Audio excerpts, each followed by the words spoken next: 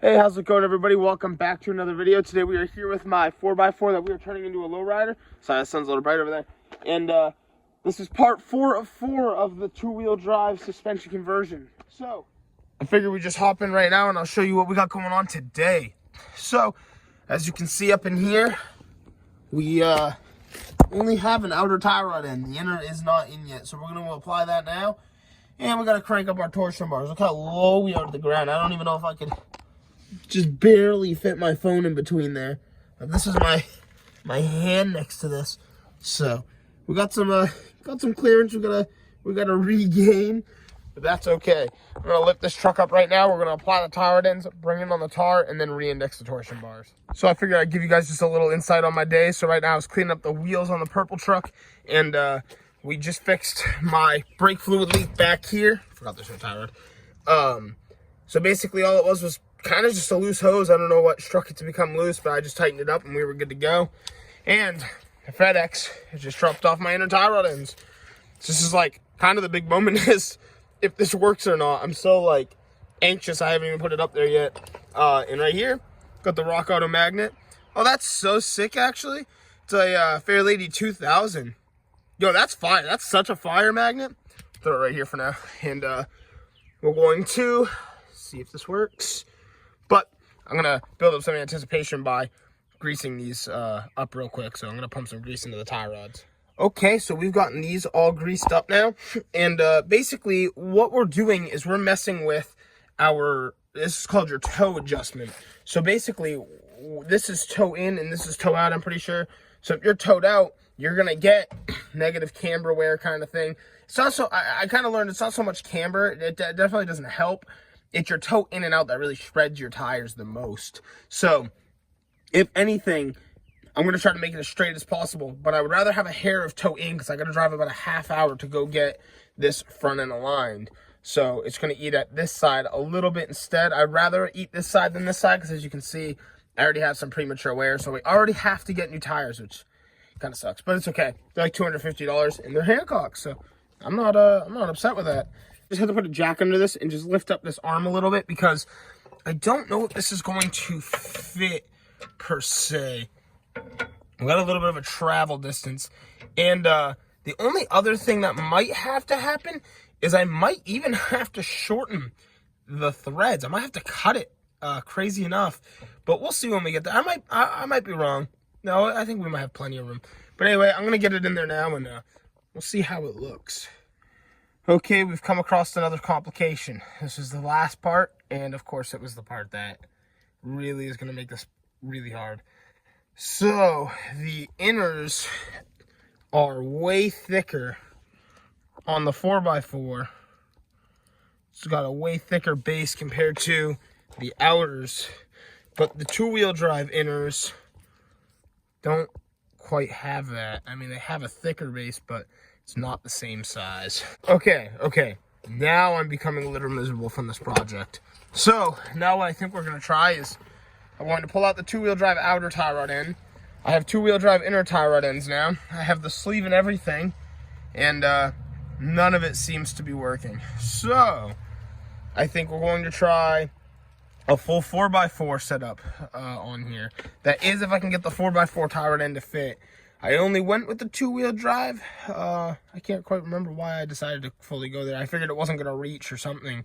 Yeah, this has this little step down right here, so it was going to give it a better angle. But I guess we're going to make do with what we have and what we can. So I wish I could, like, make a two-wheel drive inner pair up with an outer. Like, this right here would be a perfect setup. Like, that is beautiful. But it doesn't work because of this this piece right here, and I would rather have it threaded good into the sleeve and loose up here than loose down here and tight up here. I don't know. You don't want to lose your steering. It's not something to play with like that. So we're just gonna make sure we get the right parts, and we will come back to this. All right, guys, I did the right thing, and I ordered up the inner 4x4 tie rod end and 4x4 sleeve. So, if you do this, you don't need two-wheel drive tie rod ends. I went down this whole thing of, like, it's been probably about 2 to 3 weeks of just ordering a tie rod at a time, trying to mix match, see what works, see what doesn't work. And I guess it's not all bad. I do have a full set now of two-wheel drive inner and outer and sleeve tie rod ends, so that's not a bad thing. I mean, it's a maintenance part, so this is going to need them at some point. So I'll just go put them in my part shed and call it a day. So it's kind of a long story. Basically, we are on our fourth tie rod end sleeve, or our tie rod sleeve. And the first two I got from Advance, and for whatever reason, they were just terrible quality. Nothing on them. They usually have great parts, but I got this one from O'Reilly's, and as long as it threads onto that tie rod end, we are good. If not, I don't know what to do, because we are on our third set of 4x4. We started out with a two-wheel drive one. That didn't work. So hopefully this works. Oh my God. Please fit. It's like they're like cross-threaded for some reason. It's the weirdest thing ever. All right, guys, don't mind the little mess in my bed right now. I've been going at this for weeks, trying to figure out what has been going on with the tie rod end situation. Last night, I'll probably throw the clip in here just before this so you can see. I took my new sleeve and tried it on, and I came to the conclusion that Rock Auto had sent me 4 left-hand thread tie rod ends. What's supposed to happen is your outer is supposed to be right-hand thread, and your inner is supposed to be left-hand thread. So we have all these now. We're gonna go throw them on the truck. I cannot wait to get home to do that. Full tie rod end sets now. That was a long and very confusing process. Like I said, I have a whole two-wheel drive setup of this exact same thing. And look, we have another outer right here. I went through like 4 sets of tie rod sleeves. I mean, this has been horrible, but we are good now. So we're going to remove this this tie rod end. I wouldn't say it's defective. If I could find a right-hand thread inner in the future, I can use this tie rod end then. So I'm going to pull off our tie rod ends that we have on here now on both sides, and we are going to apply these. And again, for the 15th time, don't forget to grease them up. If something else couldn't go wrong. Okay, so the parts store sold me another 4x4 inner tie rod end. You can see this one's got a flat base, as to this one would have a little bit of curvature. It curves down just slightly. This one does not. It is the exact same as a 4x4 tie rod end. Oh my. Okay. Gonna try to describe this again. This is like not gone right at all. This has been the most miserable thing I've ever done, I think. We're going through it again right now. My outers that I just bought are all definitely inners. They have a way thicker base. As you can see here, it's like a step base as to being tapered. So these are left-hand thread outers. We're going to run these back up on there. Then I'm going to take the right-hand thread outers that I just picked up and use them on the inside, because they are definitely inners. So I think I can make this work once again. Yo, let's go. It's on there. Watch this, watch this. Bam, it's turning. That's so sick. This has been the final part. It's taking me probably over a week or so now to get this together. It's been insane. Just communicating with Rock Auto, parts stores, trying to figure out what is going on. I figured it out. Oh, I'm so happy right now. All right. I'm not even going to get into it. Basically, you want to make your wheels as straight as possible. I'm going to go slap the other one on now, and we're going to crank up our torsion bars. Okay, here we are with the truck now, and what I did is I rested on the ground. I can't really get a good idea on how I need to turn these tie rod ends. You can see this wheel's turned left while this wheel is turned right. So we are completely out. So I got to bring both wheels in quite a bit. So I'm going to lift it up with our jack, bring them in, lower it down, see how it looks, and just keep doing that until I'm pretty close enough to where I can just drive it over to my friend's job to get the front end aligned. But this is what it looks like now. Not too bad. A little bit of stress, but it's not unbearable for the truck. So honestly, the best thing I could do eventually is move this tie rod end to the top. So I'd have to rebore it out. Be a little interesting because you can't make this any smaller. So maybe then I would use those inners as my outers so I can bore it out just a little bit more and run them on the top like the factory wants you to. But it's only, I mean, it's a little bit of trajectory playing with, but not too bad, honestly. So, like I said, I'm going to put my board wood under there, move it around, but I'm really in love with my upper control arm right now. Like, that is perfect. It's kind of crazy to me that fits so well. So that is definitely a bonus. We're gonna go crank up our torsion bars a little bit and see what difference it makes. If you're unfamiliar, basically throw the right size wrench or adjustable up here. I gotta bring that nut down now. And right here is the bolt you crank. It's on the other side over there. To tighten it, you lift it, and when you loosen it, you lower it. That simple. Well, all right, it's not perfect right now. I gotta bring that toe in a little bit, and this one is pretty straight too. It's just strange because all I did was crank my torsion bars and lower it back down. But like when I hit bumps, the wheels turn in and out. Like if I go up, my wheels will turn in, and when I drop down, they'll come out. So I'm thinking that's still all in just my tie rod end. And like I said, I'm running a weird setup because from factory on a 4x4, this would be on top. So maybe I will bore that out and make it fit on top with the bigger tie rod end so it fits perfect. But it's just, I don't know.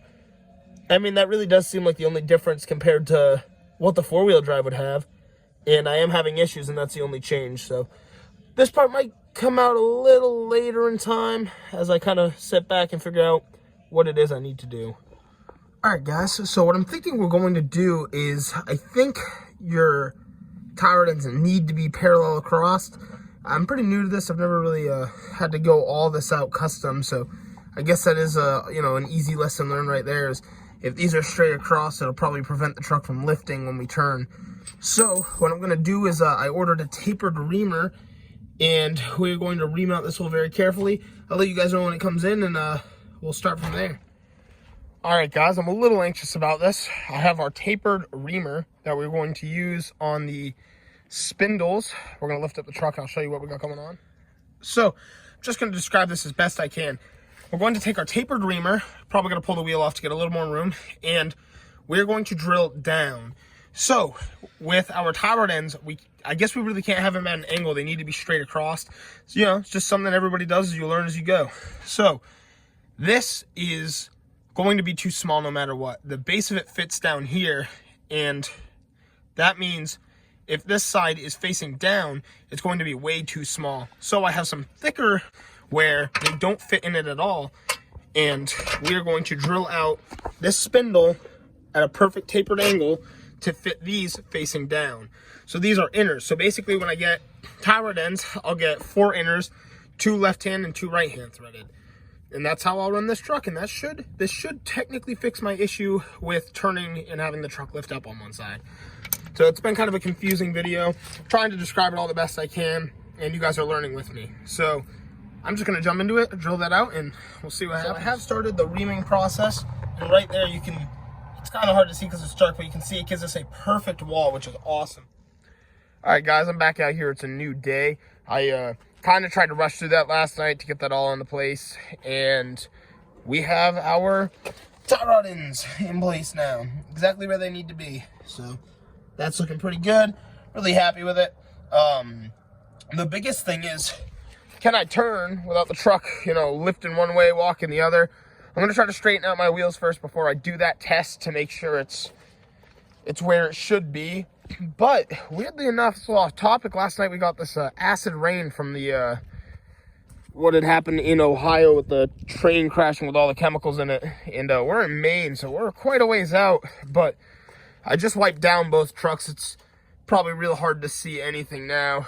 But basically, the dirt that's back there, that's how the whole truck looked on both vehicles. It was quite weird. So I wiped them both down and sprayed that one with some cleaner. A strange event that happened that I figured I'd throw in the vlog just because it's kind of a timeless thing. I'll look back on it and be like, oh, I remember when that happened. But we're going to straighten out these wheels. Like I said, all you got to do is turn that middle sleeve and it'll pull in or out the wheel. I'm hoping I don't have to shorten either the sleeve a little or the tie rod ends a little. I don't know why. They might be a little longer, or the threads don't go far enough out for me to get an exact measurement on how to get this straight. So just gonna work with it a little and see what we can get. I just wanted to show you that is what the hole looks like. It's tapered for this and just seats in there real nice. There's no play, which is awesome. Like, we did a really good job with that. I'm actually very, very happy with the way this turned out. I was a little uneasy feeling about it last night because I did it in the dark, but I'm actually very happy with the way this came out. It's way safe, which is the most important thing. My only issue right now is I'm not able to bring in enough tow. I need a lot of tow in, and I'm having a hard time getting that, so I'm just making some adjustments and seeing what I can do to make that happen. All right, so in conclusion, I'm going to shave about maybe an inch or so, inch and a half off of that tie rod end. That way I can get the full tow in that I need, because both tie rod ends meet in the middle before I can even get the toe in I need. So both sides are gonna get cut, and we're just gonna hope for the best that this works very well. So as you guys can see, we lopped off a pretty good amount of the tie rod, but there's still a lot where it's very safe to have your sleeve attached. So now I should be able to feed my outer tie rod in a lot more, and hopefully I don't have to make any adjustments to that, but real easy cut. I put some tape around it and sent it. All right, so we have a bit of tow in right now, which is a good thing. I'm gonna lower the truck down and we're gonna see how straight that wheel can stay.